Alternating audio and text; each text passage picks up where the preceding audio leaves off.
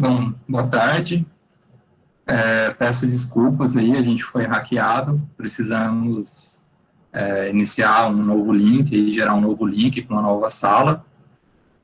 Meu nome é Adérito, para quem não me conhece, sou professor do Instituto Federal de Goiás, campus Cidade de Goiás, sou professor do bacharelado em Cinema e Audiovisual e atualmente sou coordenador do GPA, que é o Grupo de Pesquisas em Artes e Audiovisual, que é o grupo de pesquisa aqui do nosso campus, que reúne os professores do curso de Cinema e Audiovisual e também do curso de licenciatura em Artes Visuais. Nós temos um grupo de estudos, né, que nesse ano está com um ciclo de estudando arte, utopia e distopia, e a gente está iniciando hoje um ciclo de palestras, é a nossa primeira palestra, e a gente tem como palestrante um membro do GPA, que é o professor mestre Vitor Cruzeiro, filósofo e professor do IFG também, de nosso campus, cidade de Goiás, e ele está aqui hoje com uma fala, uma palestra, intitulada Ilhas e Muralhas, Imaginários Utópicos e Distópicos.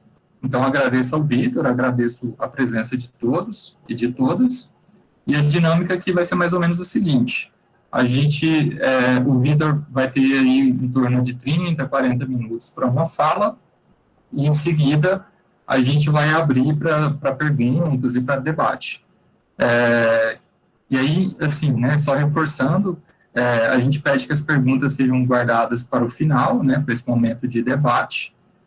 E é isso, passo a palavra para você, Vitor, muito obrigado. Muito obrigado, Adérito, muito obrigado a todo mundo que está aqui nessa tarde, depois dessa amostra grátis de distopia que a gente teve agora há pouco. Eu vou projetar aqui, então, minha apresentação. Vocês podem confirmar quando vocês verem. Esse é meu tempo para eu ficar.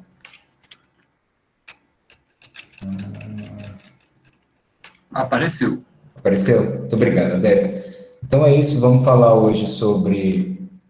eu preparei uma apresentação chamada Ilhas e Muralhas, tá, que a gente vai discutir a formação dos imaginários de utopia e como as distopias se formam a partir delas, tá, as diferenças e as similaridades que ela tem, e que pode ser, como é o pontapé inicial das palestras do nosso grupo de pesquisas, e esse é o tema que está direcionando, suleando nossas pesquisas esse ano, vai ser um bom ponto de partida para a gente poder discutir como esses dois imaginários que convergem e divergem tanto podem ser analisados em diferentes áreas, na literatura, no audiovisual, nas artes visuais, enfim.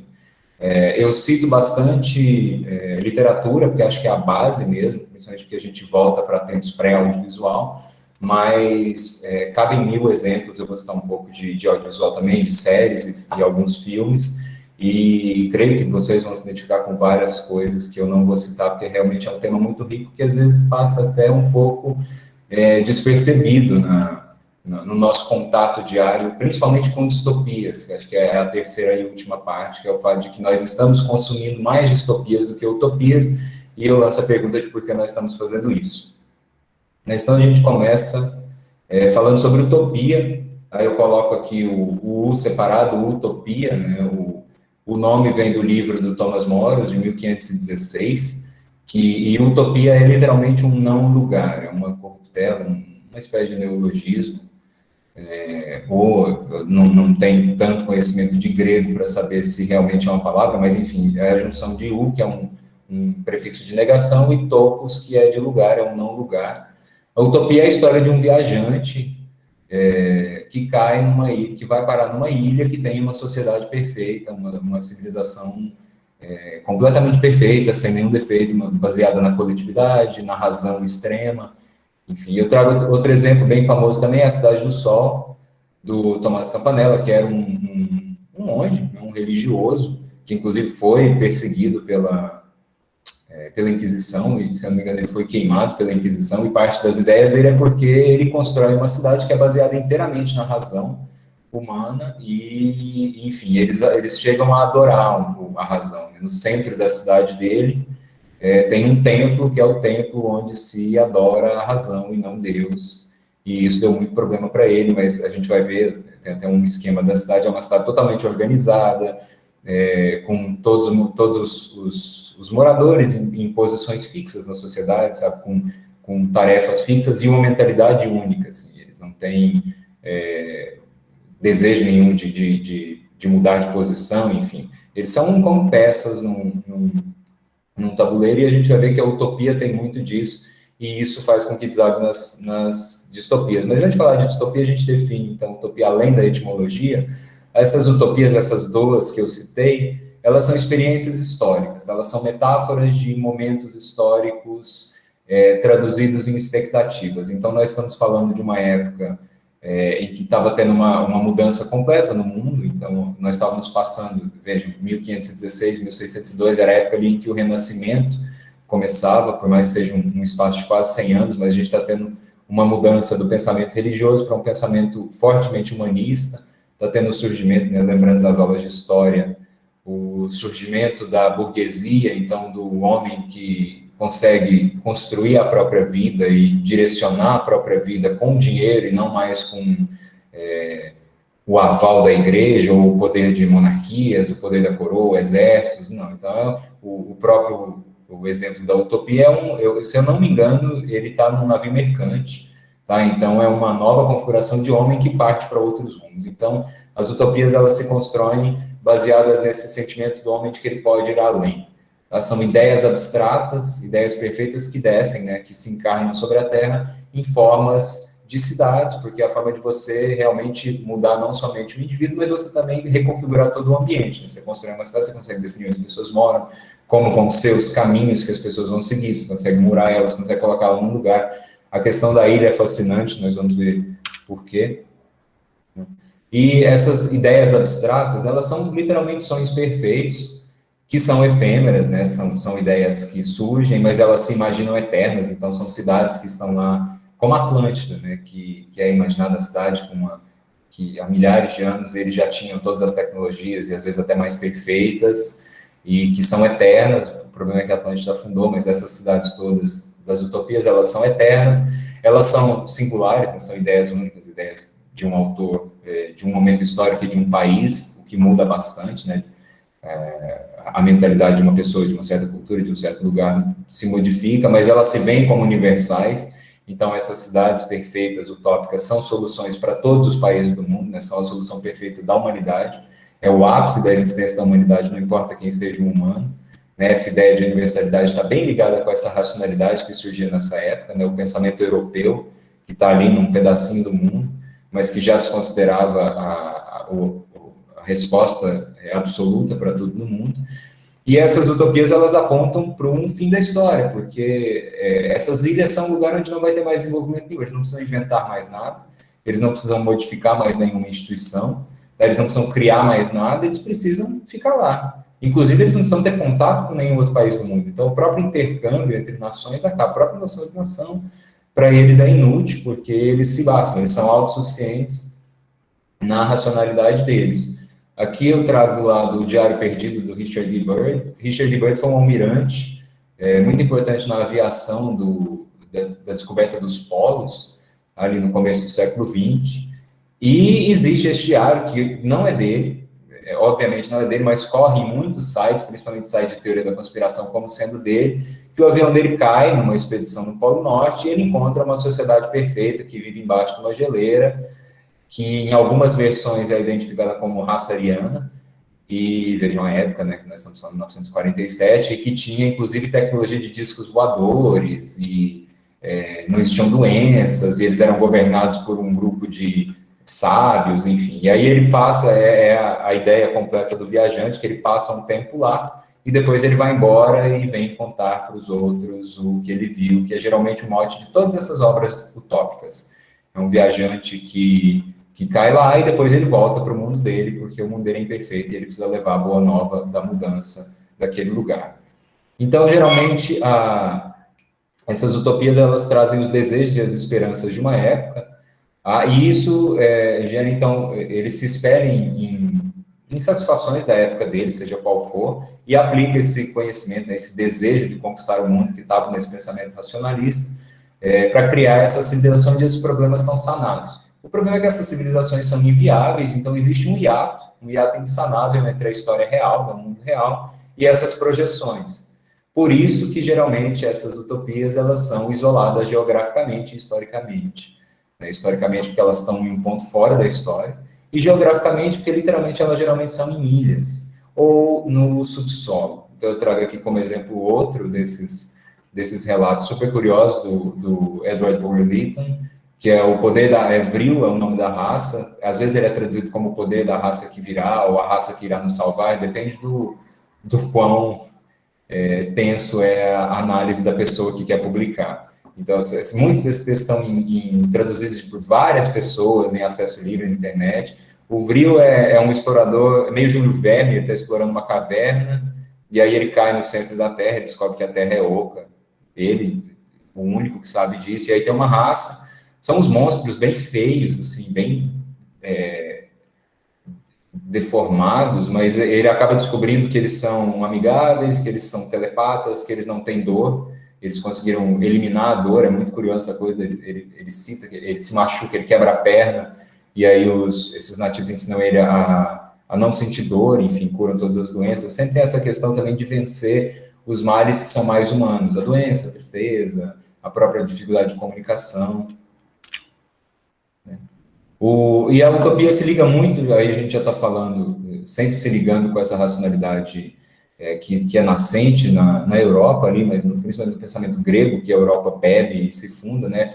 A poética do Aristóteles, em que Aristóteles diz que a poesia é mais ampla do que a história, porque representa o que é possível segundo verossimilhança e necessidade. O que ele quer dizer com isso? Que a história só conta o que aconteceu, e a poesia pode contar o que virá a acontecer, o que pode acontecer de outras formas. Então, digamos que é nesse arcabouço que as utopias se baseiam para criar, né, para poder desenhar essas sociedades que respondem às questões deles. E aí esse sujeito, o Hegel, que acho que é o grande rei do pensamento moderno, acho que depois do Descartes, mas é o cara que consegue transformar absolutamente toda a realidade em um animal de carga da racionalidade moderna, em que ele faz essa expressão legalização filosófica, é do professor Berriel, que é um especialista em utopias, do grupo de pesquisa em utopias da Unicamp.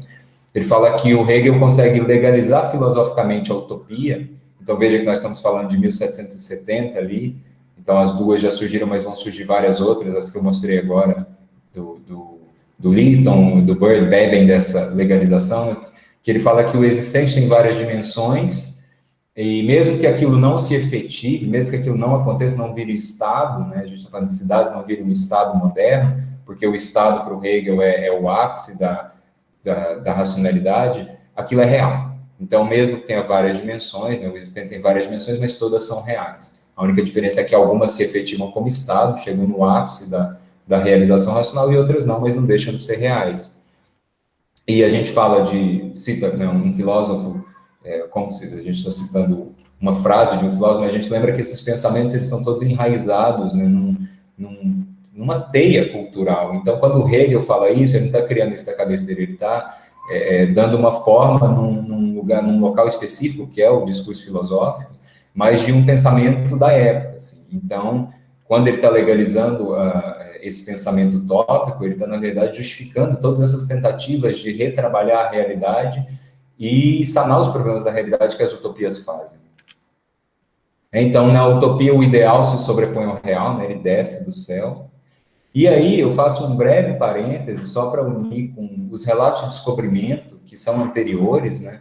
Ou ali mesmo da época do próprio Tomás Campanella e do próprio Thomas Moros, mas como eles se unem, como eles se encontram, como se fosse um diagrama de Venn. Eles são levemente diferentes, mas eles se encontram na medida em que os dois trabalham essa ideia do real com o ideal. Né? Nos relatos de descobrimento, as coisas se misturam e na utopia o ideal cobre o real. Mas os dois são muito importantes na construção de imaginários. Se a gente pensa numa época em que os livros ainda eram nascentes, né? Assim, não existiam tanto acesso como hoje, a própria alfabetização não tinha tanto acesso, não tínhamos meios audiovisuais nem nada, a circulação de imagens, por exemplo, é muito importante. Então, aqui, uma litogravura, acho que, se eu não me engano, do livro do Hans Staden, colorida, mas sobre os indígenas canibais, acho que eu me esqueci quais são, os Tupinambá, eu acho.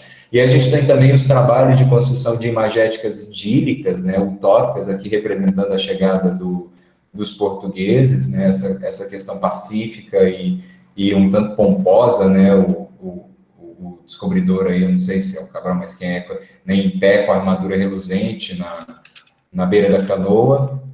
Aqui também, que já fala um pouco de utopia e mistura com os imaginários completamente errados que tinha. Isso é um mapa do Brasil, e eu não sei se vocês vão conseguir ver, mas aqui, onde está o mouse, tem um dragão.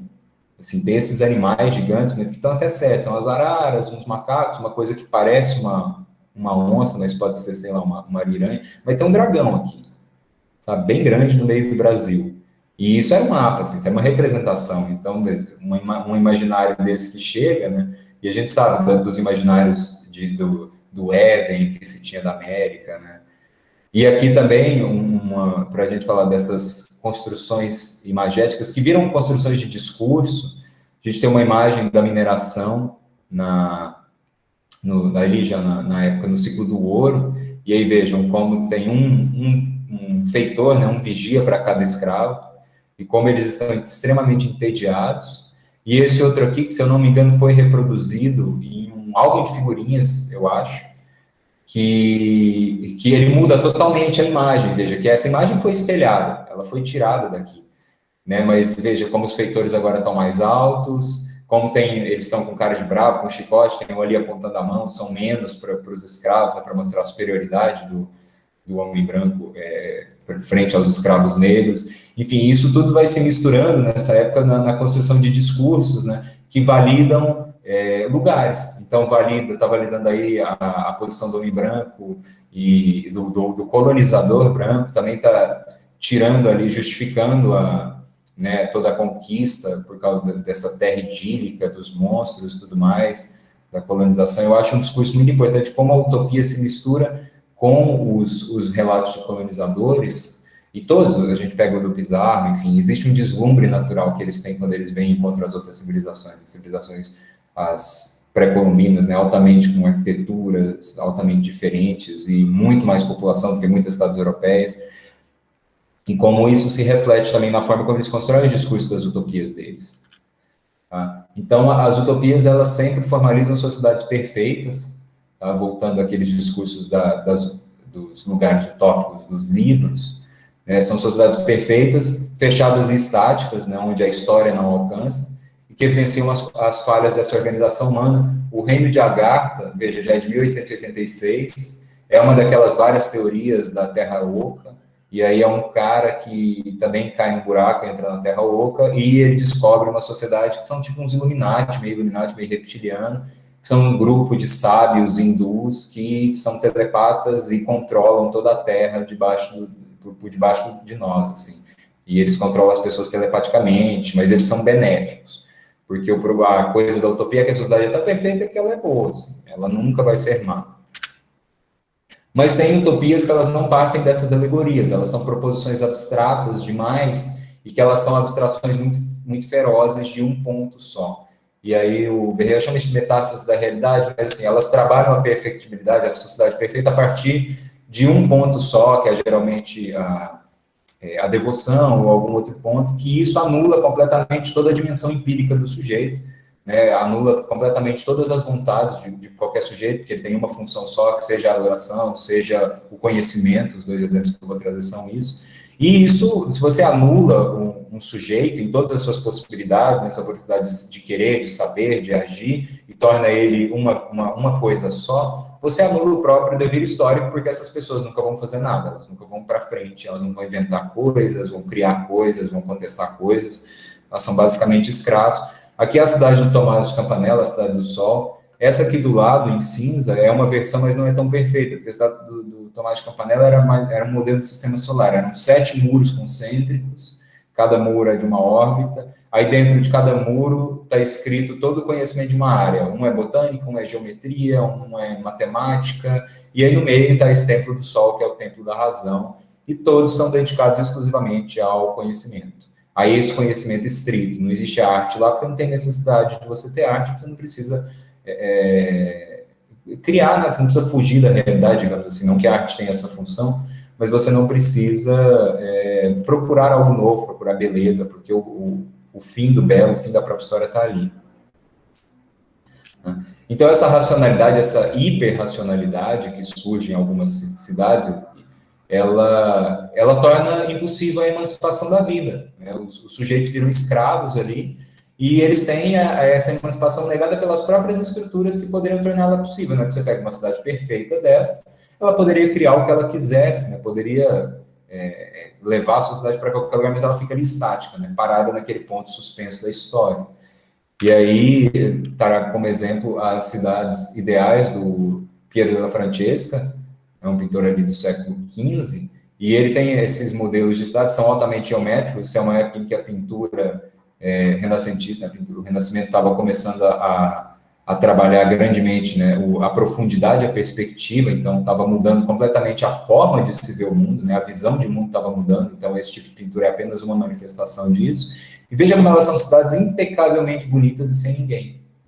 Essa arquitetura deles, você chega a pensar que se você colocar pessoas aí vai estragar. Isso lembra um pouco aquelas maquetes, né, que a gente vê quando tem condomínio em venda em shopping, tem aquelas maquetes gigantescas e aí umas pessoinhas, que são as pessoinhas de chumbo mal desenhadas. A presença humana estraga a perfeição, né, e eu, como um bom morador de Brasília, eu trago Brasília como um exemplo disso. A Brasília e essa cidade de Piero della Francesca são lindas porque elas são perfeitamente monumentais e vazias. E chega a ser uma cidade que ela fica linda se você imaginar que não tem ninguém. Parece que nada pode estragar ela, a não ser pessoas andando, vê essa grama. Imagina todo esse gramado com um monte de pessoinhas lá, de cores diferentes.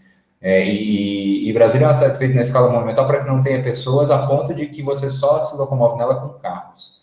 Tá? Não vou entrar em críticas arquitetônicas e críticas a Brasília, que é uma utopia em si, Brasília é de fato uma utopia moderna, isso tem um imaginário longuíssimo, existem documentários do Discovery Channel que vêm, né, ingleses para cá, o povo para cá, né, maravilhados, né, alguns vão para coisa mais moderna mesmo, da cidade futura, outros vão para coisa esotérica, mas Brasília tem esse sentido tópico perfeito, que é hiperracional. Tá? É tão hiperracional que as ruas, as quadras são numéricas, tem letras, números, você consegue se identificar como um plano cartesiano, e é hostil, assim, para o caminhar. Então, é dessas utopias hiperracionais que vêm as distopias. Por quê? No momento em que você tem todos os humanos estagnados, quando surge um que não concorda, um sujeito que não concorda, ele se torna um agente distópico.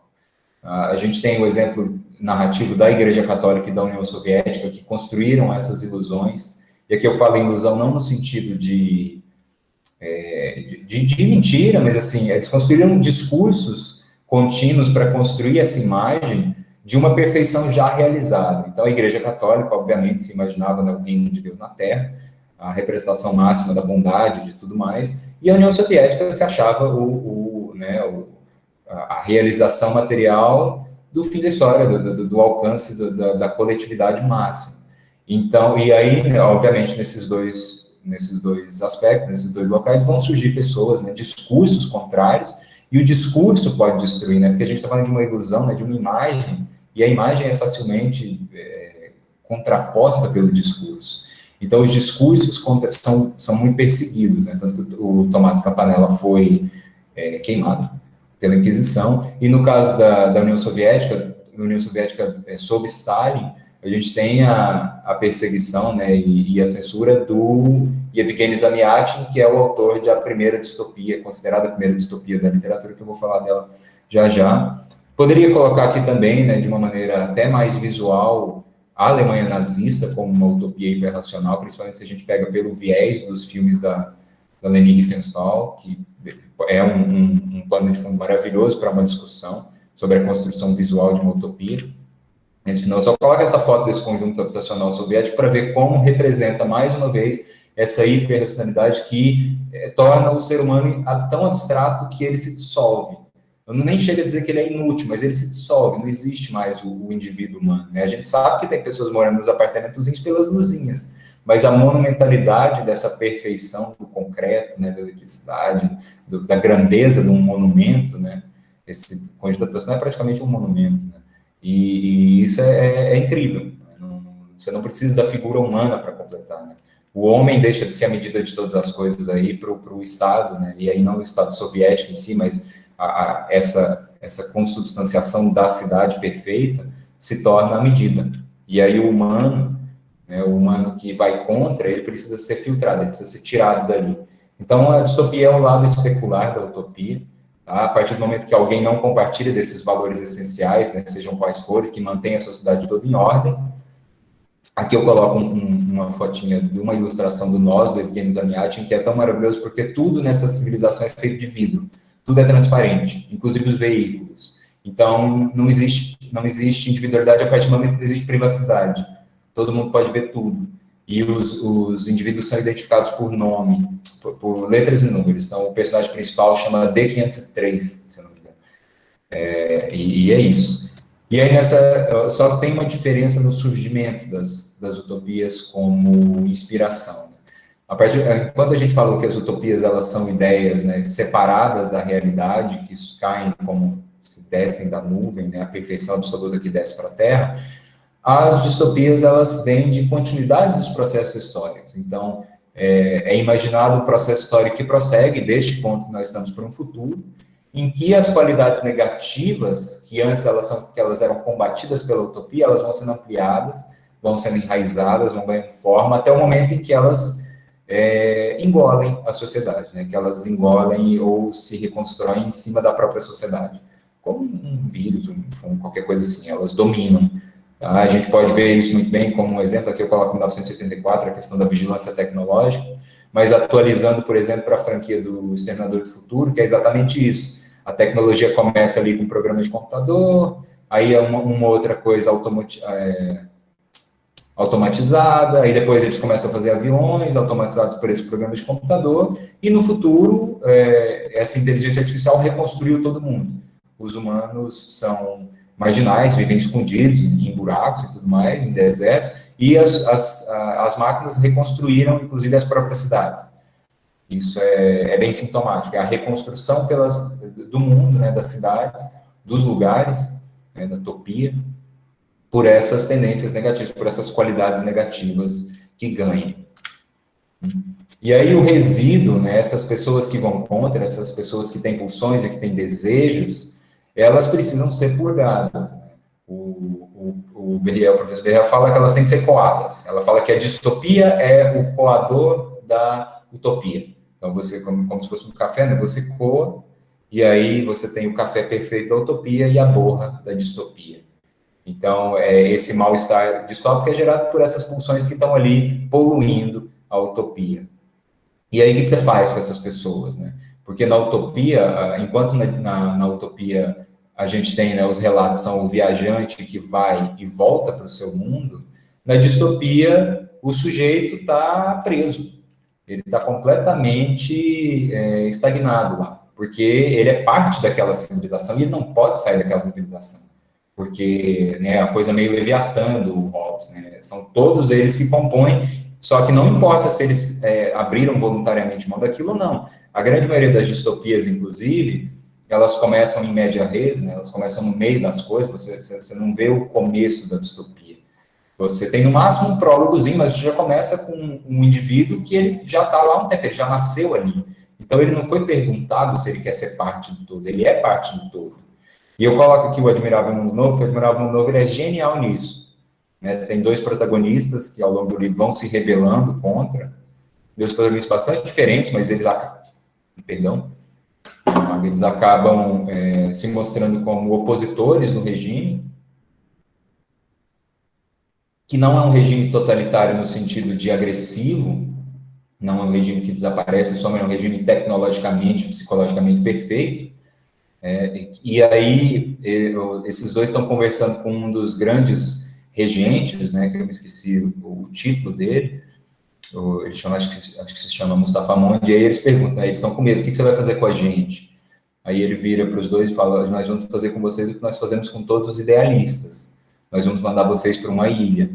Aí vocês mandam a gente para uma ilha, sim, vocês vão para ilhas, para que a gente possa continuar a nossa sociedade perfeita do jeito que ela é. E aí eu me lembro que ele olha para um mapa e ele fala, ainda bem que temos muitas ilhas, é genial. Assim, e aí as ilhas são as próprias utopias que estão sendo reconstruídas, né?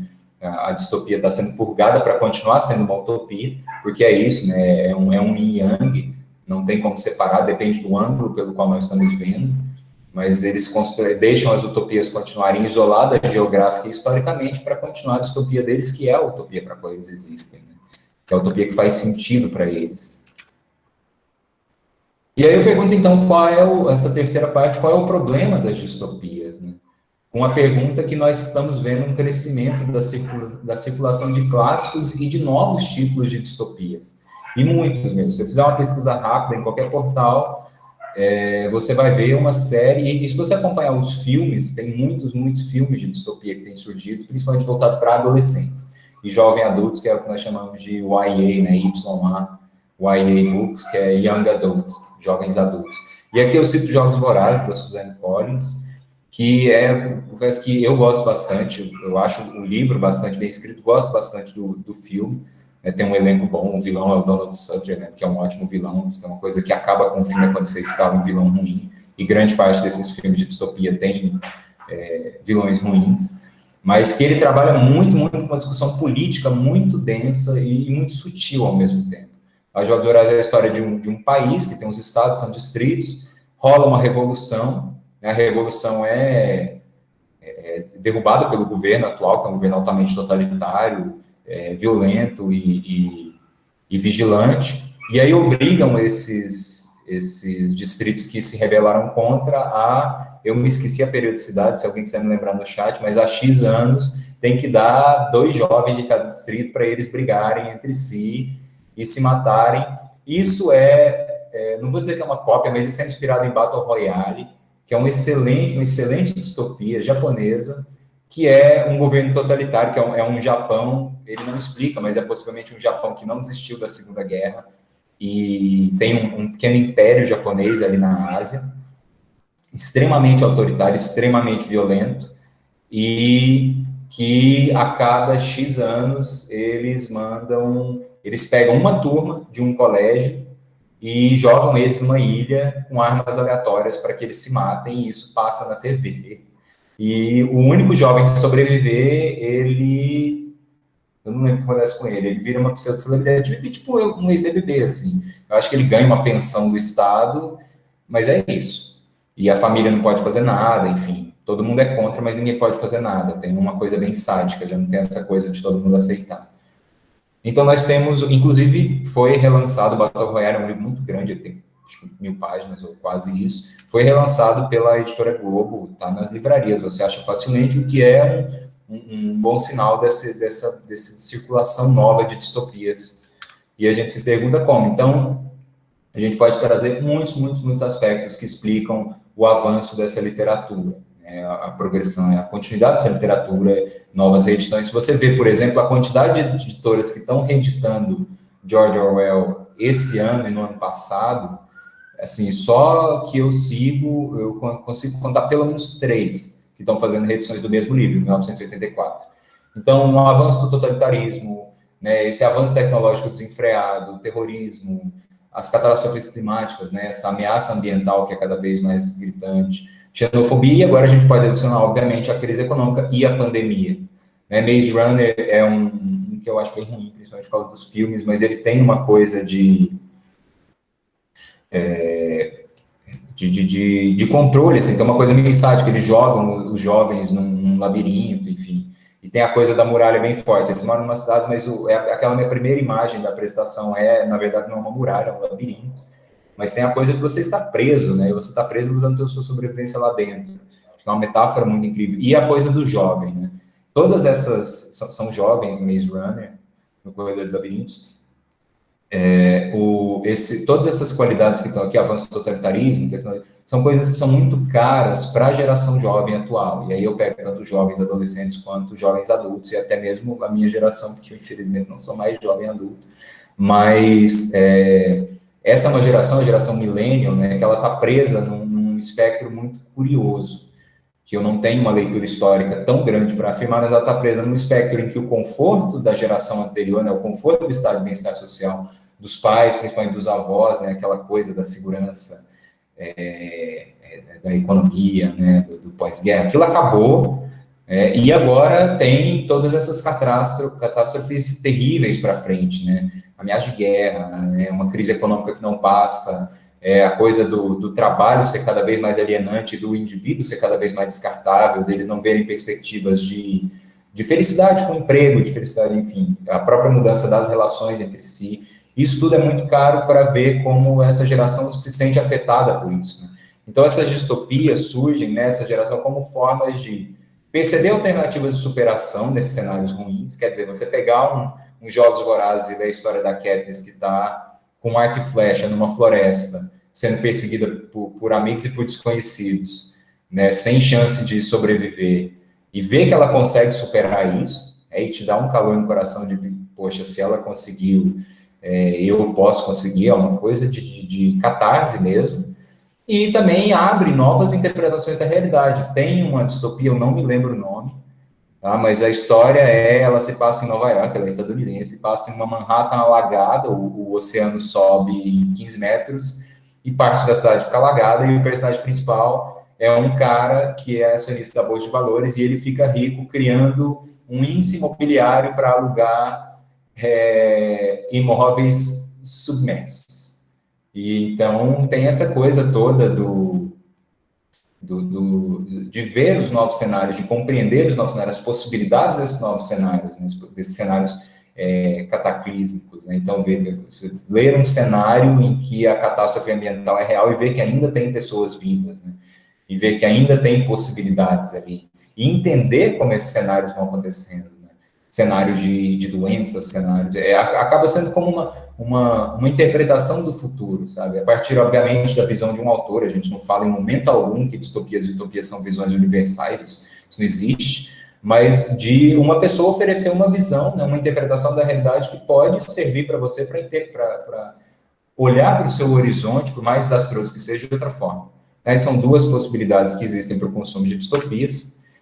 E aí eu trago para finalizar, duas posições, uma negativa e uma positiva.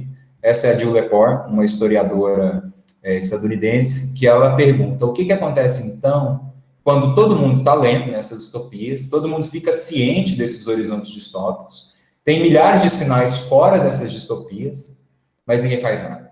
Aí ela se dirige especialmente diretamente para essa geração que consome muito essas distopias, tá? Para os young adults, para os millennials, e a geração que consome muito essas distopias, que tem esses cenários em ruínas, mas ela diz que os enredos são imaturos e ingênuos. Ela fala que os personagens, inclusive, conseguem achar soluções Deus Ex Machina, né, aquelas soluções mágicas que aparecem do nada para resolver os problemas. E então a distopia dela passa de uma resistência, de um libelo de resistência, para uma forma de submissão, de aceitação. Ela fala que essa geração está tão esgotada mentalmente, espiritualmente, por essa série de problemas que são jogados, e aí a gente entra em problemas comunicacionais, porque, né, a dispersão das redes, o professor Nerival está aqui, ele fala com isso com muita propriedade, a dispersão das redes e a quantidade de informações ruins e que fortalecem esses cenários e arrefecem a luta coletiva e o trabalho coletivo de reorganização desses horizontes futuros ruins.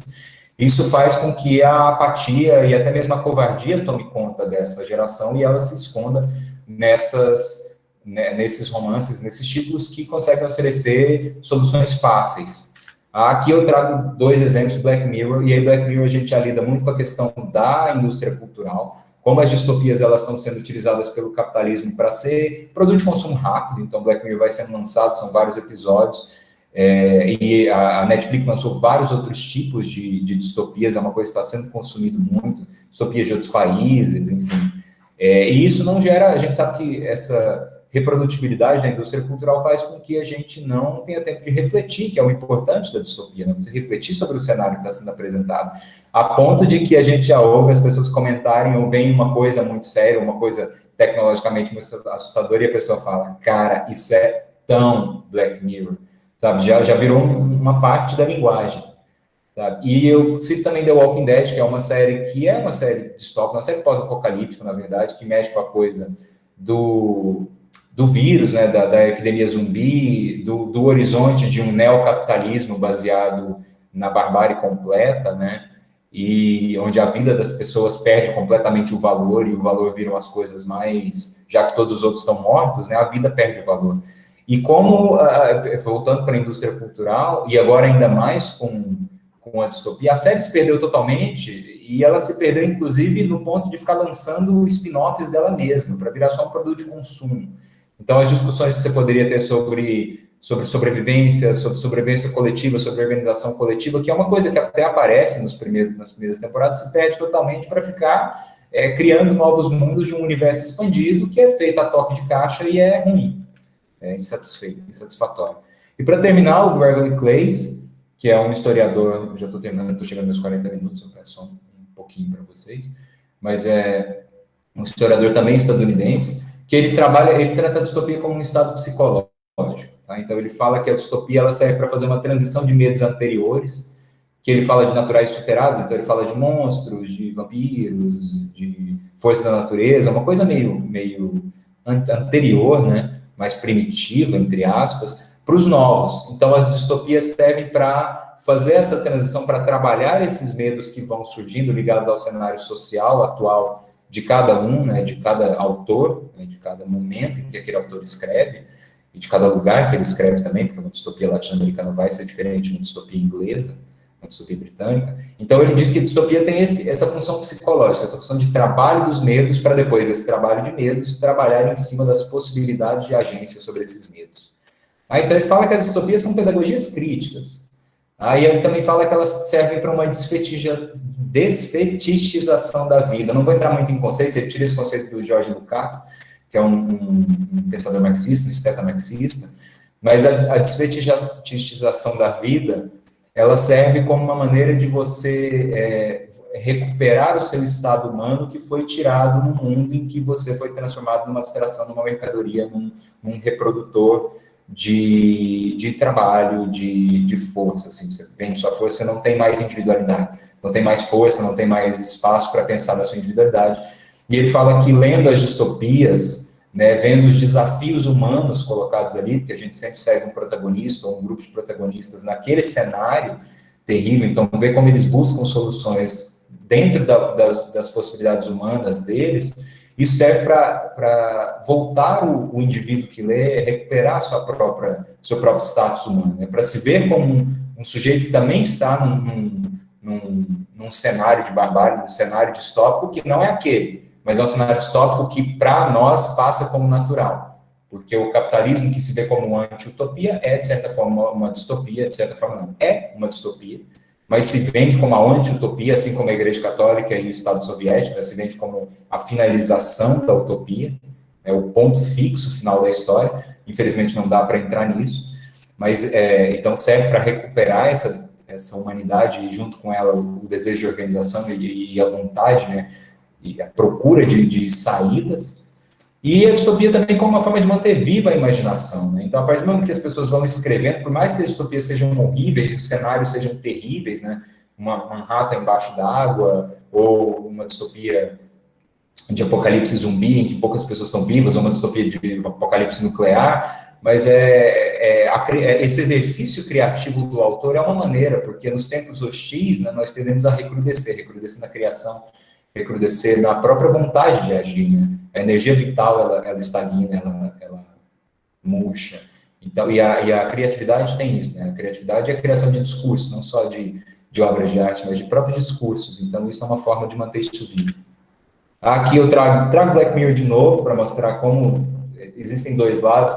Esse episódio de Black Mirror, que chama Urso Branco, eu acho ele fenomenal, acho ele uma das melhores episódios que eu já vi, porque ele trata de temas muito, muito, muito potentes, de mediatização, de racismo, de justiça, e de uma forma inacreditável. Inacreditável. Para mim, é um dos meus episódios favoritos. É um episódio que ele pode ser explorado de mil maneiras, e assim, ele pode ser usado. Né? A gente não pode cair no fatalismo, que o próprio Adorno cai algumas vezes, de jogar toda a indústria de massas fora, até mesmo porque é a nossa fonte de combater, né? Nossa fonte de ver e estudar o nosso próprio mundo. E também o conto da Aya, da Margaret Atwood, que é uma distopia de um estado misógino, ultra-religioso, e que, graças a essa ascendência, né, essa ascensão, esse boom de distopias, começou a ser vendido muito, principalmente depois da eleição do Trump, que é um misógino hiper-religioso, hiper-religioso, no entanto, mas hiper-conservador, e virou uma série mega produzida que ganhou o mundo, ganhou vários prêmios,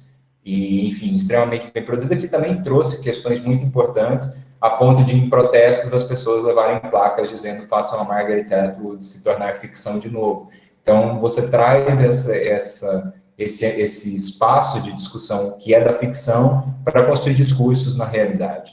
Então, eu trouxe os dois, né, a Lepore e o Claeys, como pontos opostos, não trouxe para oferecer uma contradição ao outro, mas eu deixo como perguntas, e abro agora, eu já me encerro, como melhorar, né, como a gente pode ler melhor e usar as utopias melhor, e eu digo tanto em sala de aula como na vida pessoal, e deixar a pergunta de por que nós não produzimos mais utopias. Tá? É isso. Eu agradeço muito, passei uns minutinhos aqui, mas obrigado a todo mundo. Vou voltar aqui. Pronto.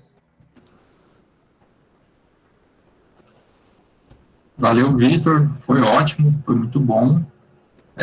E para não ficar aqui no papel de dono da bola, eu sou só o coordenador, eu vou só controlar as inscrições, tá bom? Eu vejo que a Ana Rita está com a mão levantada, então já passo a palavra para a Ana Rita.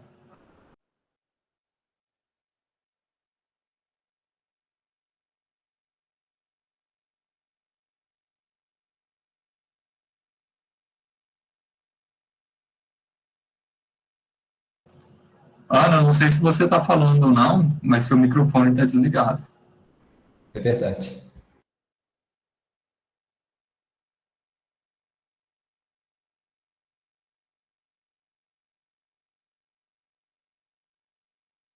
Acho que talvez eu tenha... Se quiser escrever também, Ana Rita. Eu acho que é o Nerivaldo, né? O Nerivaldo está com a mão levantada, assim. Eu achei que a Ana Rita também estava. Eu confundi, apareceu para mim que eu achei que era a Ana Rita, o Nerivaldo. Nerivaldo, fica à vontade. Oi, Adélio. Oi, todo mundo. A gente está aqui compartilhando o mesmo ambiente, espero que não atrapalhe o som de fundo aqui. Vocês estão me ouvindo bem? Super bem, Nerivaldo, pode falar. Tá bom. Então, vou tentar ser rápido. Gente, eu fiz a leitura do texto, fiz várias anotações, mas eu vou ficar com essa questão final do Vitor, por que a gente não produz mais utopia? Eu acho que, primeiro, rapidamente, eu vou fazer algumas questões que são considerações, mas que, na verdade, são para o debate. Primeira questão é que eu acho que no texto tem uma transição muito arbitrária da utopia para a distopia de maneira automática. Na primeira conclusão, essa coisa de achar que automaticamente a noção de utopia pressupõe a distopia. Eu acho que a segunda abordagem, eu não vou aqui entrar nos autores, está no texto, as pessoas podem conferir, é um pouco mais interessante, porque ela mostra a relação direta que existe entre o processo histórico, a produção da utopia e a produção da distopia. Não tem como pensar a utopia como algo separado do lugar histórico que ela está colocada, porque ela está espelhando, em alguma medida, o histórico. Outra coisa que eu acho terrível é que, como sempre, o pessoal parte para atacar a experiência soviética, e ninguém lembra, por exemplo, que a democracia liberal ocidental é uma utopia também, né? Liberdade, igualdade, fraternidade. A modernidade não é uma utopia, né? Todo esse discurso ideológico aí em cima da democracia ocidental, porque nós estamos perdendo a democracia, vamos atrás da democracia, tudo é democracia, cadê a democracia? Não é? É uma coisa que eu acho que a gente deveria se colocar também, isso é no aspecto político. Agora, voltando aqui no aspecto da questão de por que a gente não coloca utopia, me lembro que eu fiz uma conversa para o rádio, na produção do programa de rádio, uma vez com o pessoal do cinema, aí eu acho que estava o Renê, o professor Renato, se não me engano, tinha mais uma pessoa. Nós fizemos essa discussão, e aí eu perguntei o seguinte, será que essa produção maciça, nos últimos anos, de distopia, não tem como...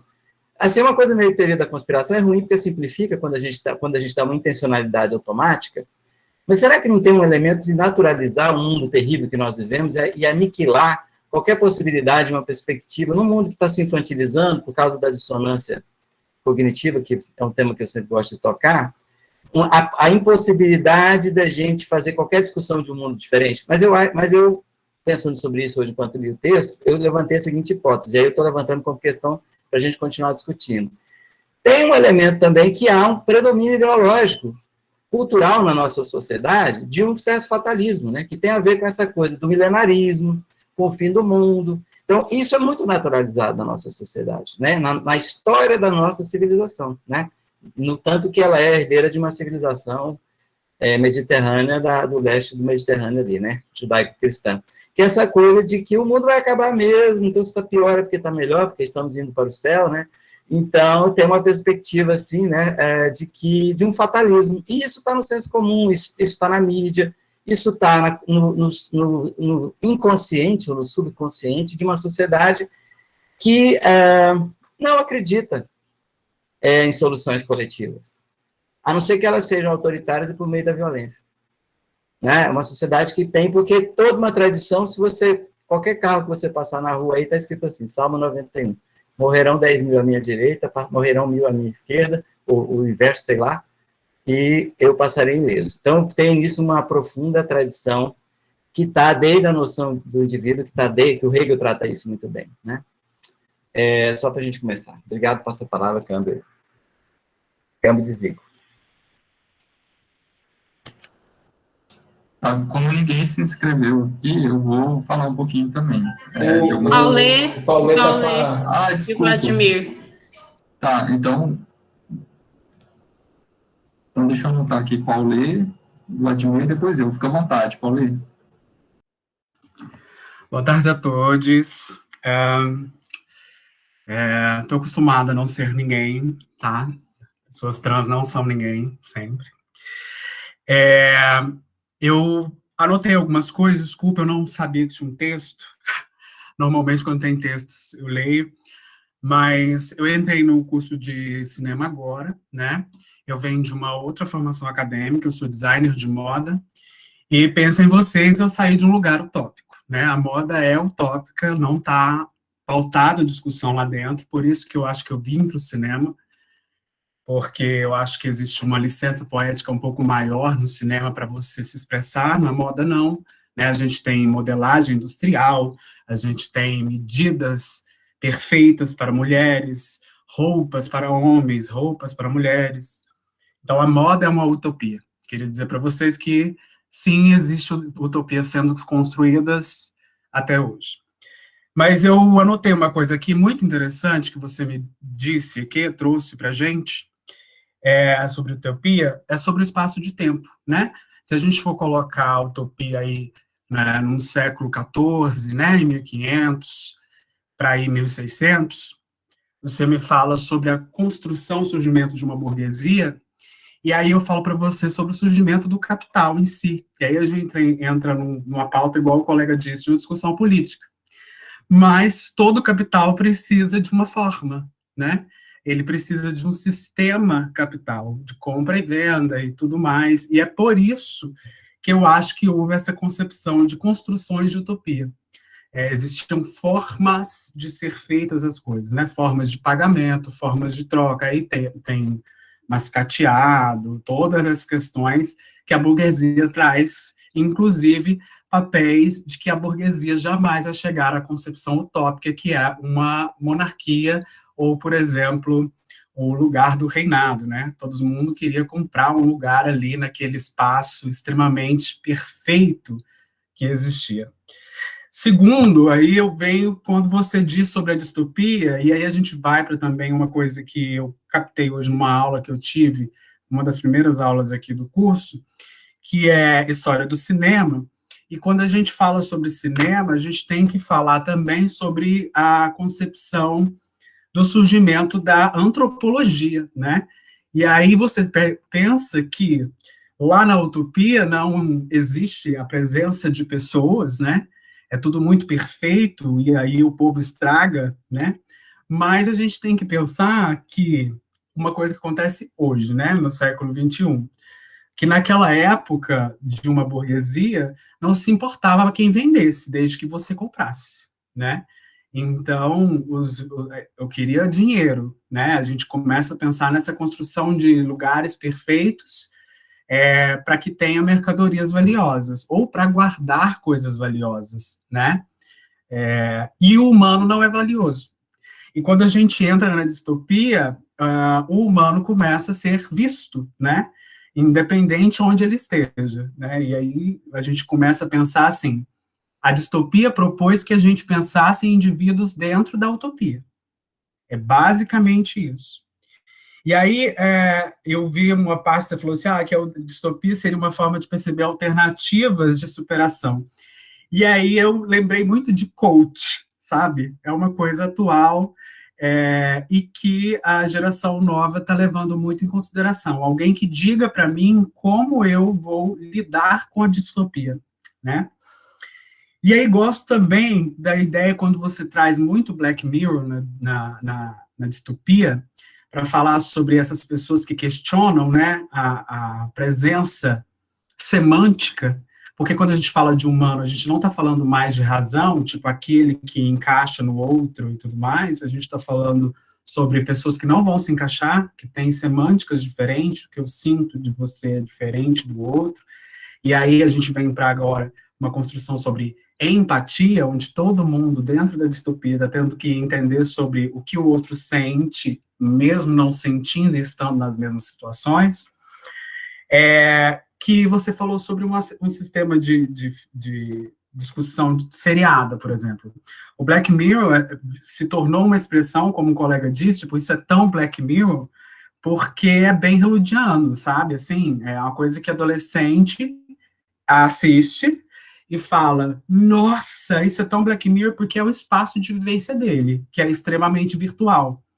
E aí, eu costumo dizer para uma amiga, assim, para amigos em comum, sobre a moda e tudo mais, quando a gente vai discutir sobre antropologia e moda, que existem coisas tão absurdas que acontecem no mundo da moda que a gente fala, assim, que é utópico, né? Tipo, muita gente acredita que não, mas hoje em dia existe no mercado de moda, se você é uma garota que quiser ser modelo na Europa, ela ainda tem que passar por um booking onde as medidas dela tem que ser 90, 60, 90. Então, ela tem que ter 90 centímetros de busto, 60 de cintura e 90 de quadril. Isso é real, isso não é irreal, isso é uma coisa que acontece. Então, isso é utópico para você que não vive nesse mercado. E aí eu posso dizer assim, a arte propõe para a gente essas discussões fabulosas que só podem ser vindas com a cultura, com o convívio de pessoas, né?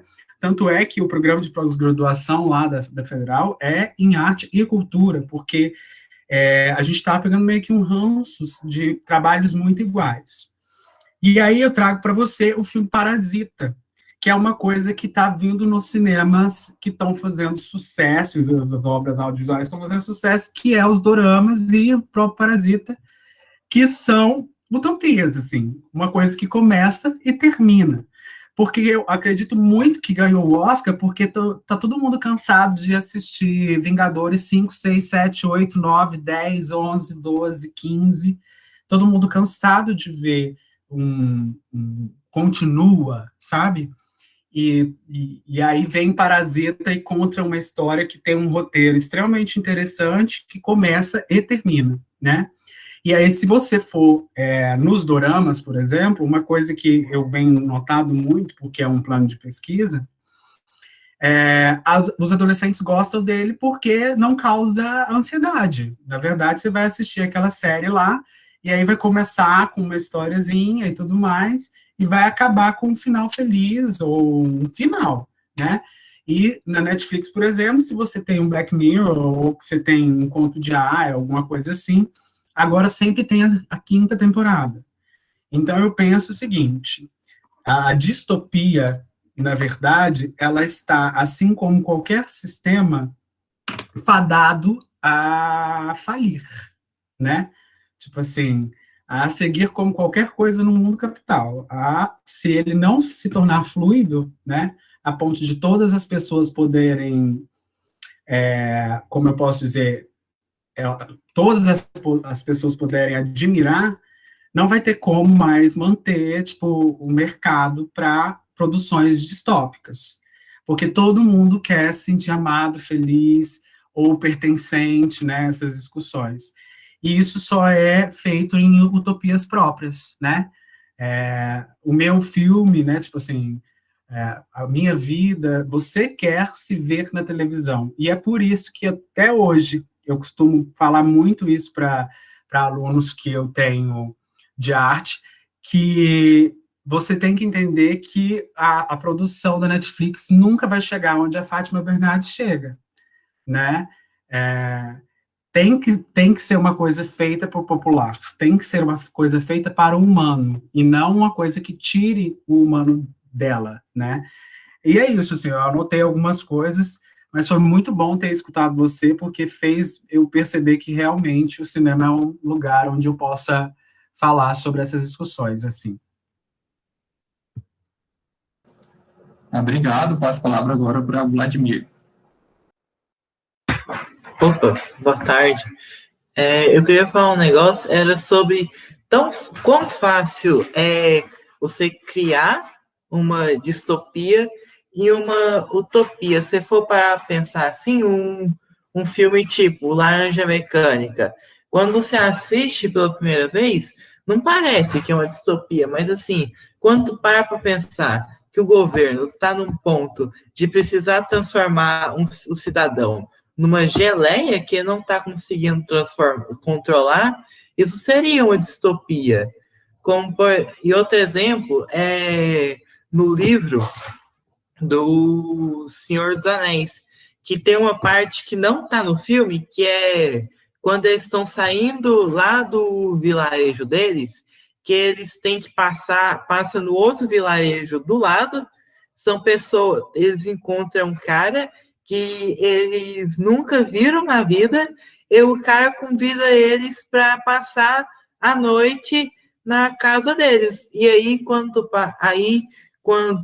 lá nas terras de Mordor, que está ocorrendo a guerra, está ocorrendo esse tanto de coisa, os anel, um cara aceitar 5 completos estranhos para dormir junto com a família deles, se aproximaria numa utopia, que lá, você sabe, mostra que os vilarejos dos hobbits é muito pacífico, e aí isso, a resposta para acabar com a distopia estaria da utopia, e para a distopia acabar, você tinha que levar a utopia para a distopia. Obrigado, Vladimir. Uma coisa que eu tinha notado aqui, Vitor e demais colegas, pensando também no que o Norivaldo falou dessa dicotomia, é porque eu acho que, assim, um dos problemas que a gente tem hoje, de maneira geral, quando vai estudar utopias e distopias, é porque a gente cai numa falsa dicotomia, né? Porque, como o Vitor falou, né, as utopias, elas refletem, né, uma mentalidade de um determinado contexto histórico, e como a gente está falando basicamente de produções ocidentais, a gente sabe que elas estão ligadas, né, ao iluminismo, ao racionalismo cartesiano, em alguma medida também as utopias socialistas, comunistas, mas também positivistas, né, tem muitos casos, isso quando não nazistas e tudo mais, né, mas por que eu estou falando isso? Porque tem um filme brasileiro recente, chama Divino Amor, que eu sei que alguns de vocês já assistiram, que é de um cineasta de Recife, chamado Gabriel Mascaro, que ele trabalha em... Eu entendo como uma distopia, né? Assim, ele trabalha ali num futuro tecnocristão, digamos assim, né? Em que você tem uma sociedade altamente informatizada, tecnológica, controlada por um governo que não fica muito claro, mas dá a entender que é um governo teocrático. Nós, né, que somos, sei lá, de uma esquerda progressista, talvez, digamos assim, não sei exatamente quem é que se considera assim, a gente olha para aquilo e enxerga uma distopia. Mas a protagonista do filme, em momento nenhum, ela se sente como vivendo uma distopia, né? Ela está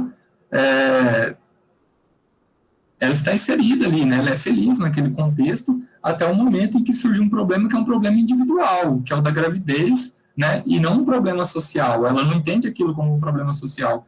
E eu acho que essa que é a questão que talvez torne perigosa de pensar, né? A gente sabe que essa ascensão da distopia, ela é fruto de um mercado, né? Querendo consumir esse tipo de obra de arte, que está ligado a uma questão de catástrofe ambiental, de uma extrema concentração de riqueza desse capitalismo neoliberal, enfim, e várias outras questões, né? E que acabam sendo perigosas, eu acho que não por apontar o fim do mundo, né, o fim deste mundo, ou o fim de algum mundo, mas talvez porque apontem a meritocracia, né, como uma saída, que aí é isso, né, você tem um talento excepcional, você foi escolhido, né, e aí eu acho que o Divino Amor é um filme legal para entender isso, porque no final ela vive o milagre dela, né, ela acaba atingindo o resultado que ela queria, com algumas perdas, que é a perda do casamento ali e tal, e eu acho que os melhores textos que trataram desse filme, do Gabriel Mascaro, eles são textos que conseguiram justamente entender que não dá para a gente analisar isso dentro de um esquema dicotômico, porque essa dicotomia não dá conta, né? Assim, distopia para quem? É utopia para quem, né? Então, eu acho que tem essa complexidade que o mundo exige hoje, que torna a questão da utopia e da distopia mais interessante, porque é mais complexa, né? A gente acaba rompendo um pouco com essa ingenuidade maniqueísta, dicotômica, das utopias e das distopias literárias, cinematográficas, né, até pouco tempo. É isso, encerro, passo a palavra para o Felipe.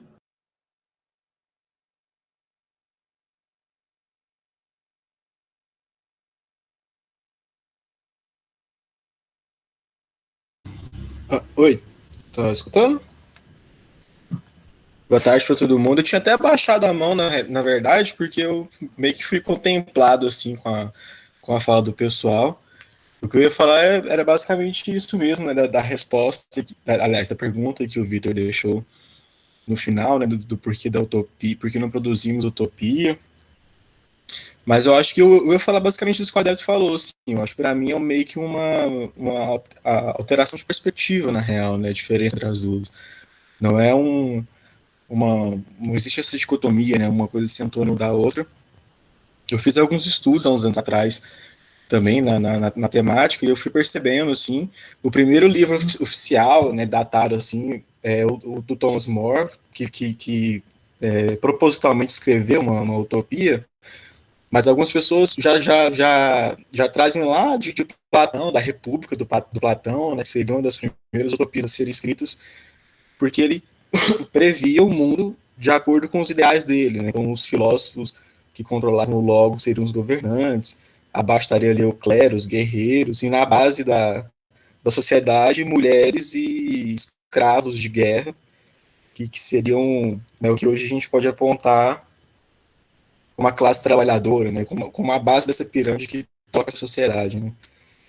E eu acho que em todas as distopias e utopias que eu já vi, todas seguem esse sistema de estratificação, né, em castas bem rígidas, assim. No 1984 tem isso, de Gravando Novo tem isso, o Aldous Huxley lança depois também um livro que seria uma utopia, que chama A Ilha, que parece muito aquela vamos dizer, aquela fórmula, né, de um estrangeiro, um jornalista que cai numa ilha e está machucado, com dor, ele é laçarado, não sei o quê.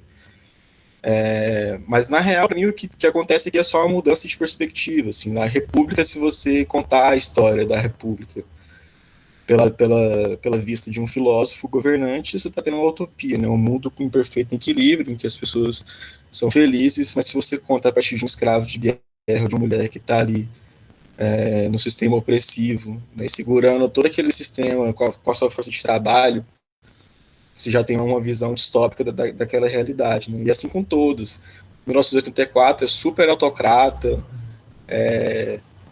um que não usa essa questão da tecnologia como domínio, mas usa a força mesmo, assim, de tortura, de vigilância.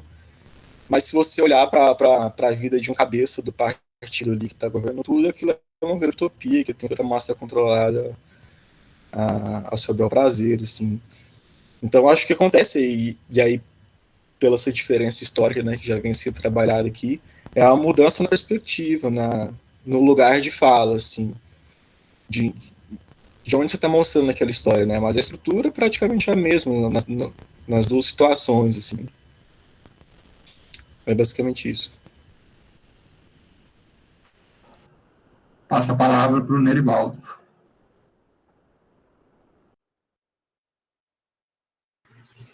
Eu acho que tem todos esses elementos, eu fiz uma consideração aí no chat, não vou retomá-la não, mas assim, eu tô vendo aquela série que está no Prime, né, que é Expanse, teve uma parte que é ficção científica também, né?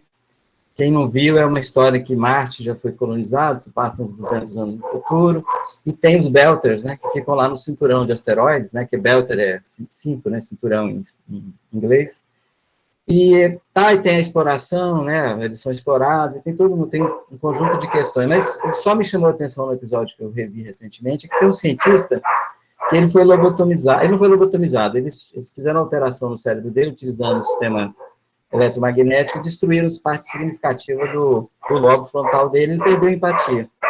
Como a gente sabe que existem casos, como o caso do livro distribuído lá no livro esqueci o nome do autor, de neurociência português, que descreve o caso de um mineiro que sofreu um acidente, né, uma picareta, uma explosão na mina, o cabo da picareta entrou debaixo assim, do queixo dele, saiu pelo lobo frontal e ele perdeu o medo. Né? Perdeu o medo e a capacidade de avaliar o risco. Por exemplo, de atravessar a rua sem olhar, de pular de uma janela, tal, e perdeu o medo, perdeu a noção de medo. Né? Então, tem elemento fisiológico na formação, a educação se constitui como elemento fisiológico no lobo frontal. Por que eu estou falando dessa indiferença? É porque quando você naturaliza tudo no ambiente, quando você naturaliza a barbárie, por exemplo, porque, por exemplo, nós vamos ver uma sociedade que a gente tinha 500 tipos de arroz. Hoje em dia, você tem 3 empresas que controlam as sementes no mundo. E elas eliminam a diversidade ecológica, por exemplo, dos alimentos, colocando em risco a espécie inteira. Porque uma doença pode matar. Se a gente tiver 3 ou 4 só espécies de arroz, o planeta inteiro pode passar fome, porque nós não vamos ter ou milho. Né? Então, a manipulação genética de sementes incorre no risco de acidentes e da destruição, por exemplo, da capacidade humana de sobrevivência. Né? A manipulação da vida, por exemplo, geneticamente, que nós fazemos hoje, as experiências, por que as pessoas têm tanto medo de vacina? Tem um elemento na questão da utopia e da distopia que eu queria resgatar aqui, que elas têm um elemento crítico, tanto na utopia quanto na distopia, que é o fato de que não é gratuito os medos que as pessoas sentem de uma sociedade que vai se transformando numa grande máquina, que vai desmagando o indivíduo, as instituições que são próximas do indivíduo e as possibilidades desse indivíduo de escapar. Porque é isso que está muito forte, por exemplo, no Orwell. Eu lembro que quando eu li 1984, eu li ele de uma vez só, eu sentei e li, em 11 horas, porque eu não conseguia terminar de ler o livro. Eu estava fazendo graduação, estava no primeiro ano da graduação, por acaso encontrei esse livro no sebo, isso já foi no século passado, né, gente? Estou encerrando. E aí, mas eu peguei o livro, eu lembro de ir para o ponto de ônibus, sentava e já ler no ônibus, e depois por quê? Porque eu achei o livro fantástico. Mas por que o livro era fantástico? Porque toca em questões que estão colocadas para nós pela modernidade. É que a nossa capacidade de ser aprendiz de feiticeiro, porque quando a gente volta lá no Moros, 1516, tem também o ensaio da loucura, que é contemporâneo ali. Tem um conjunto de debates que estão acontecendo na transição do medieval para o moderno, e eu queria fazer uma ligação aqui. Eu acho que no elemento utópico tem um elemento romântico, meio fazendo isso aqui meio anacrônico, né? Que depois vai se despertar depois na reação à modernidade, no século XIX, na questão do modernismo como um momento histórico de reação à Revolução Francesa e à mudança, porque tem uma certa, não é um sofrimento, me faltou a palavra, não é uma agonia, mas ao mesmo tempo é um certo sentimento de impotência diante de uma mudança que é inexorável, e ela se expressa como elemento estético, né? Às vezes como horror, né? O horror e o terror, né? Você vê que o que eu mais gosto da ficção científica, gente, aí desculpa falar dessa forma, é que a ficção científica cabe tudo. Pode ser comédia, pode ser horror, pode ser terror, pode ser tudo. Por isso que eu amo ficção científica. Seja na literatura, seja... Quando eu vejo um filme, eu quero ver o livro, né? E aí, mas eu acho que tem um elemento, para encerrar, que a gente não pode desprezar, que eu acho que, por todas as críticas que a gente faça, todas as análises, que é enorme potencial crítico, seja da utopia, seja da distopia, certo? Que é a enorme capacidade de colocar em espelho, positivo ou negativo, né, e nas duas posições, é negativo frente ao real, porque tem uma coisa naquela citação do Hegel, que está lá no começo do texto, que ele fala assim, que o real opera de maneira me faltou a palavra porque eu não estou com a citação aqui à frente, mas é que lá falta o termo emocional. É que nós temos o nosso sentimento estético, o nosso sentir do mundo, que é o que está a sentir da arte, né, e a reflexão artística do mundo, e a racionalidade também não deixa de ser um elemento estético, porque querer as coisas organizadinhas, matematicamente, também é um elemento estético, é que o tópico e o distópico, o medo e o desejo, que são as duas coisas, para mim, né, eles operam na realidade, na nossa ação. Então, o predomínio de um pensamento utópico, ele é problemático, porque é idealista, né? E o predomínio de um pensamento puramente distópico também é problemático, porque ele é pessimista. Mas os dois têm um elemento crítico que pode ser aproveitado para o debate sociológico, para o debate antropológico, para o debate político e, eu creio também, para o debate estético. Obrigado aí, Câmbio, desligo. Passa a palavra.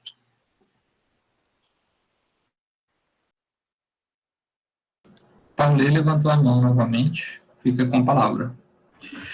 Eu só quero complementar o seguinte, quando o José fala sobre questões de estética, eu fico muito interessado nisso, principalmente quando ele fala a estética disso, a estética daquilo. Quando eu penso na palavra estética, a gente tem vários momentos nessa palavra, né? A gente tem uma estética racional, como a gente disse lá na utopia, né, tipo planetas, orbes e tudo mais, o que está ligado à concepção, por exemplo, da beleza na estética, né, e o que é passível de admiração, e principalmente quando ele fala sobre horror, terror e tudo mais, que são coisas que são geradas por sentimentos, né, e a estética, ela só começa a ser vista como sentimento, a gente vai ali para Nietzsche, porque antes disso, assim, o que você sente? O que você sente está descrito na Bíblia? O que você sente está descrito em algum momento teocrático, onde tem... Você está entendendo? Então, assim, o sentimento, ele surge com o cinema de uma maneira muito grande, e com a literatura também. Só que quando eu penso em literatura como arte, né, tipo assim, em linguagem artística, e eu penso em cinema, eu penso em duas perspectivas totalmente diferentes, porque se a gente for falar de uma perspectiva literária, a alfabetização, meu bem, hoje não é para todo mundo, imagina lá em 1500, então quem sabia ler era rei, rainha, ou pertencia a alguma parte da monarquia, e começou a impermeabilizar aí na questão dos burgueses, né? Tanto é que a gente faz essa discussão política de esquerda, como o professor disse, assim, de uma maneira muito pretensiosa e privilegiada, porque eu costumo dizer, assim, que a gente tem muito a agradecer pela alfabetização, uma coisa que os adolescentes de hoje não veem. Mas eles estão totalmente, como disse o José, ligados à semântica, o que causa neles horror, terror, então eles estão aprisionados à ficção. Se você for para a música, por exemplo, e para o ambiente deles, por exemplo, TikTok, Instagram e tudo mais, as músicas são as mesmas em todos os ambientes.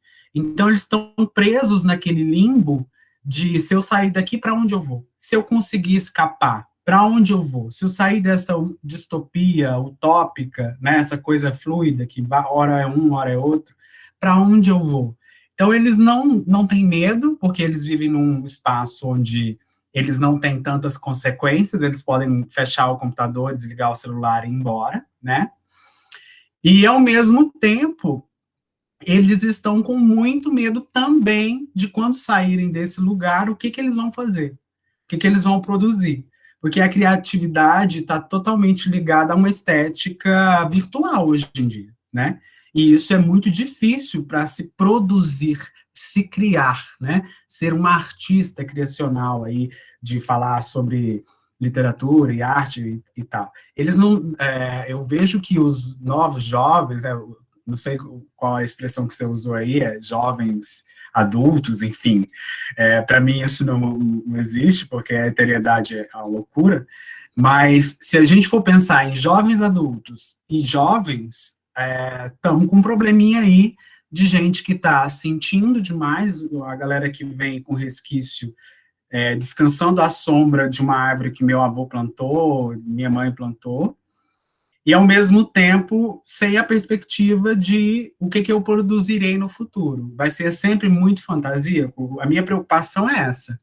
Vai ser sempre ficção científica que cabe tudo, sabe? E quando não houver mais romance, sabe?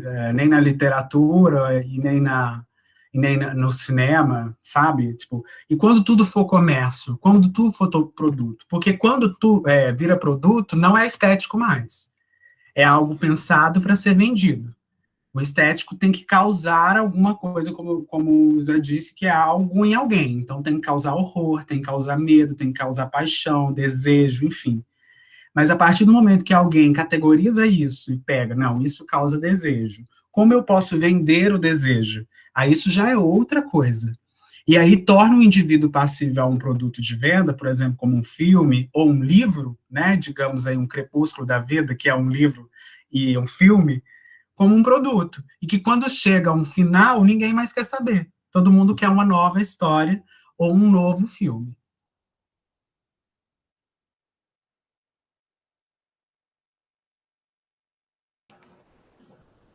Vitor, não tem mais nenhum inscrito aqui. Você gostaria de comentar isso? Fazer uns comentáriozinhos rápidos, até mesmo porque... Leandro, me aguarde. Primeiro, eu acho que eu consigo amarrar com uma palavra para cada um, porque eu acho que cada um tocou em temas muito importantes que se tocam muito. O Nerivaldo, né, quando ele fala da naturalização do terrível, é isso. Assim, nós vivemos numa sociedade e aí entra... quando ele fala do senso comum, né, a gente não pode ignorar, né, assim, nenhuma dessas obras, nem do Thomas Moros, lá em 1516, e nem o Black Mirror, nada dessas coisas, ela nasce do nada, assim. A gente tem principalmente ali na época da literatura, né, a gente tem aquela coisa de se pensar da figura do gênio, que é o cara que cria do nada, né, que tem a vida meio que abençoada pelos passos da história para ser uma grande figura, enfim, a gente tem essa idealização, e daí vem os Mozart e tudo mais. Enfim, existe uma dualidade, mas os Mozart ou os Goethe e tudo mais, mas existe a questão de que nenhuma ideia é gratuita, assim, ideias fazem parte de um espectro complexo que envolve tudo, envolve desde da coisa mais cotidiana até a estrutura política dominante, assim.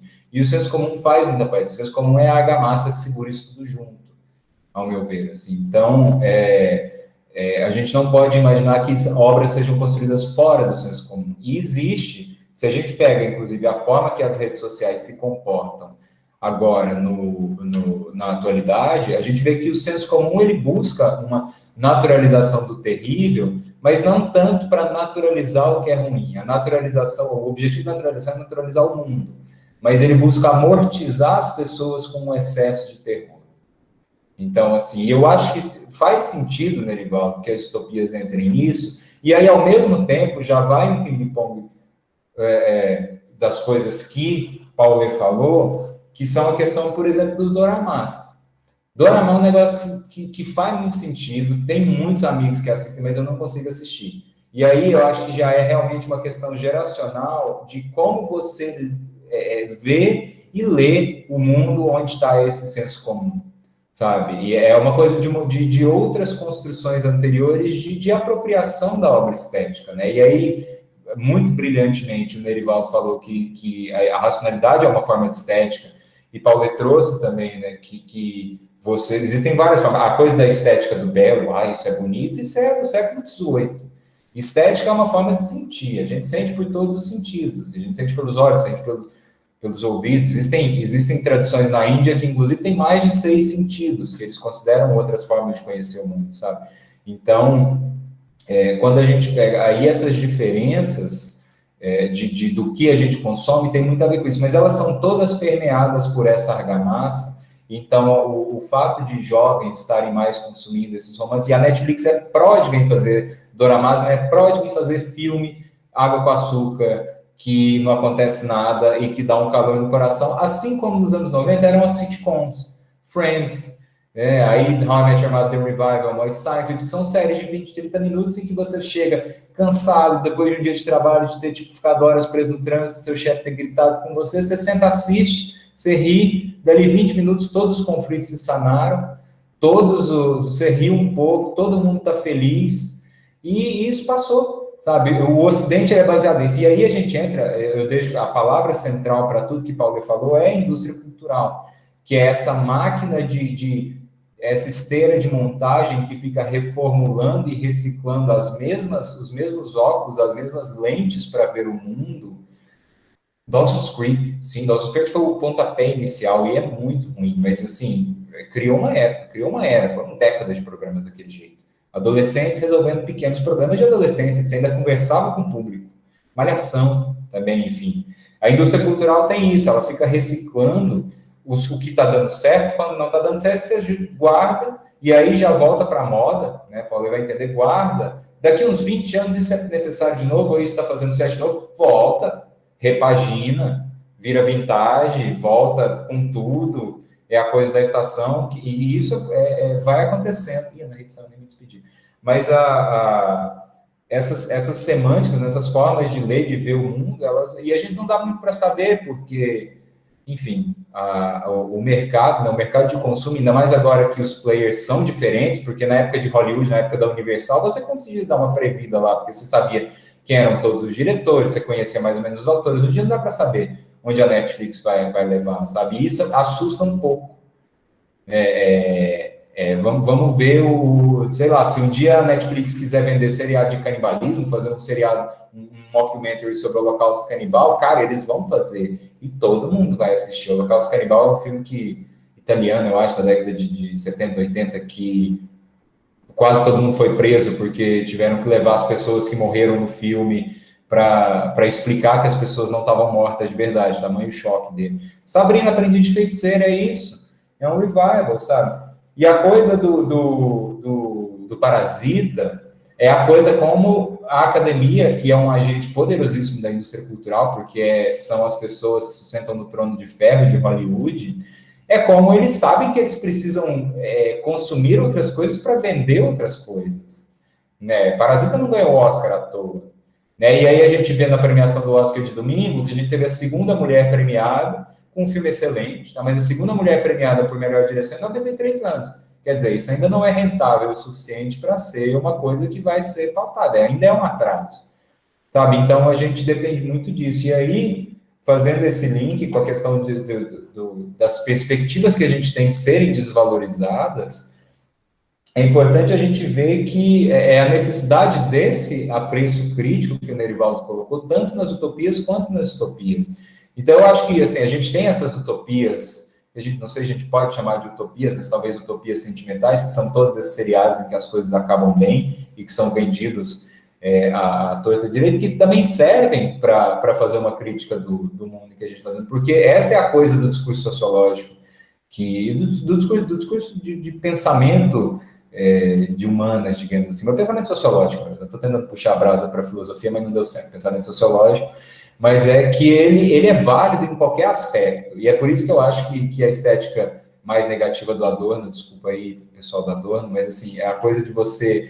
execrar o que está sendo produzido e não querer colocar ele frente a um espelho, né? Seja, o Nerivaldo fez uma hipótese, uma imagem muito boa, que você tem o espelho da utopia, o espelho da distopia e o real no meio. Aí ele se vê de frente, se vê de costas, meio distorcido, e você pode escolher para que lado você quer olhar, sabe? Então, a gente consegue ver qualquer coisa que a gente quiser sobre a ótica desses espelhos. O problema é que a gente precisa de um tempo para fazer essa leitura e de um espaço para fazer essa leitura. E tempo e espaço é uma coisa que não está tendo muito nessa modernidade comprimida, em que a gente não tem tempo de consumir, né? Porque Paulo falou, as coisas vêm, daqui uma semana já tem uma coisa nova, né? Crepúsculo lançou, depois já era Jogos Vorazes, depois já era 50 Tons de Cinza, depois já era Divergente, que nem deu certo. E há um tempo atrás a gente tinha uma coisa maior. O Vladimir pegou no Senhor dos Anéis, a gente teve a época das grandes utopias, né, da fantasia, mas Senhor dos Anéis, e aí teve toda a coisa do Hobbit e tudo mais. Harry Potter, as Crônicas de Nárnia, era uma coisa que eram volumes e volumes, histórias sem fim, que traziam uma fantasia que dava um conforto que não era o conforto distópico. Agora, a gente vive nessa questão do mercado que está optando, e aí seja por qual motivo a gente consegue achar, mas é o espectro que a gente está vendo. E Adepto, Divino Amor, maravilhoso. Aí a diferença da gente ver como o local e o momento em que você faz uma coisa é diferente, como você fazer uma distopia no Brasil, às portas de uma ditadura realmente teocrática, é diferente de você fazer uma utopia em 1924, na Inglaterra, pré-Segunda Guerra. E é maravilhoso que você traz de que a Dira Paz não se vê numa distopia. Ela é uma funcionária pública, padrão, modelo, uma mãe modelo, uma participação modelo, ela tem as inquietações dela, mas são geradas por outros quesitos, né? Por questões individuais, o individualismo está aí também, o individualismo faz parte dessa argamassa do senso comum, mas é isso, e eu acho que, realmente, romper com esse maniqueísmo é essencial para a gente poder fazer essa visão que o Nerivaldo e o Paulo propõem, que é a gente poder olhar para as coisas, né, fora desse maniqueísmo, ou isso é uma utopia, ou isso é uma distopia, não. Divino Amor, você pode ver qual você está vendo por qual ótica. E se você está vendo por qual ótica, que mensagem você consegue passar? Que discussão você consegue trabalhar, né? Como você, como você acha que o resto da sociedade vai ver a personagem da Dira Paz sendo mãe solteira de uma criança, numa sociedade mega teocrática? E aí você vai construindo e reconstruindo essa sociedade, reconstruindo e reconstruindo essas discussões. Eu acho que por isso que usar distopias e utopias é importante, inclusive num espaço de pedagogia, e não precisa necessariamente ser em sala de aula, nem do médio, nem do superior, assim. Agora, na pandemia, o que eu tenho visto surgir de grupo de leitura coletiva das coisas, as pessoas estão se reunindo, sabe, o círculo do livro está surgindo de novo, é importante para fazer essas discussões, mesmo que sejam discussões pequenas, são pessoas que não têm o hábito de leitura, mas são pessoas que vão ler um capítulo por dia e vão chegar a conclusões próprias ali, é isso, é um exercício. Também não dá para a gente jogar essa bola de quebrar muitas correntes, mas eu acho que esse consumo é importante. E eu acho que trazer, inclusive para ver, a última coisa que eu vou falar, a gente está falando da mudança de perspectiva e como as coisas vão e voltam, né? Eu lembro do Warburg, do Abi Warburg, que cria a ideia dele de que as coisas vêm, tchau, Ismael, que vêm e vão, né? Elas surgem, aí elas submergem, as coisas têm uma vida própria, sabe? As ideias têm uma vida própria, elas têm uma força própria, uma energia elétrica, assim, né? Um pathos, ele diz, né? De paixão, que pode ser bom e pode ser ruim. Então, é importante a gente continuar trazendo esses temas à baila e consumir isso, né? Nerivaldo, como é um grande consumidor de tudo, de seriado, Nerivaldo é quase o Scorsese, mas é isso, é importante a gente consumir, porque é consumido que a gente vai ter arcabouço para debate. E eu encerro com isso. Acho que produzir utopias e distopias é importante, mas também é tão importante a gente poder consumi-las também, e levar elas para o consumo das outras pessoas.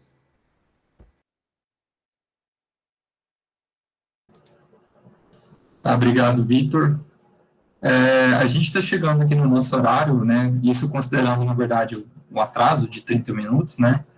Porque o GPA ele costuma ter encontros de 1h30, costuma ser quinzenalmente, às terças-feiras, né, das 5 às 6h30, e aí como a gente teve atraso de meia hora por conta desse hackeamento, a gente começou às 5h30, está chegando até às 7.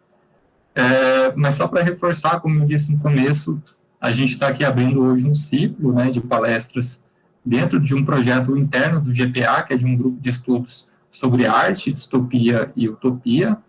E no dia 11 de maio, que é também uma terça-feira, às 5 horas da tarde, a gente vai ter uma palestra intitulada Cultura Visual e Educação, com a mestre Júlia Mariano Ferreira, que é do Programa de Pós-Graduação em Arte e Cultura Visual da UFG, né, da FAB aqui da UFG.